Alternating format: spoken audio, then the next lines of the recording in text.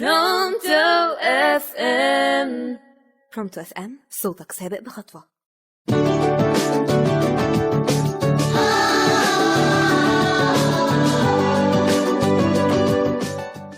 يا حسونة يلا بينا، عاملين معرض كتاب عندنا في المركز.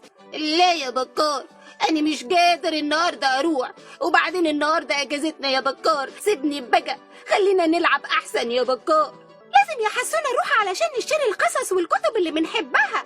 يا بكار هو كل حاجة عندك جد كده اهو، مفيش ضحك ولعب وهزار. اوف بقى، زهقتني. أكيد في يا حسونة، بس لازم يبقى جد في وقت الجد والهزار في وقت الهزار.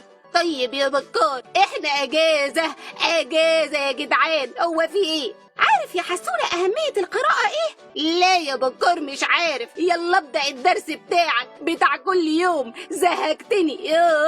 القراءة يا حسونة بتقوي الشخصية علشان بتخليك مثقف وعارف كل حاجة، وبتديك ثقة بالنفس علشان بتبقى عارف تتناقش مع زمايلك في كل المجالات. ماشي يا بكار. غير ان القراءة هتديلك ذكاء من نوع خاص، ذكاء تعليمي واجتماعي، ومن خلال القراءة هتعرف ثقافة الشعوب في كل الدول وغيرها كتير. طيب يا بكار، وانا اجيب كتاب ليه يا بكار؟ وانت كتاب متحرك معايا على طول وباخد دروس كتير منك. ده انت موسوعة يا بكار، موسوعة. امال ايه؟ يلا يا بكار بلاش كسل علشان نلحق معرض الكتاب. حاضر، انا جاية اهو.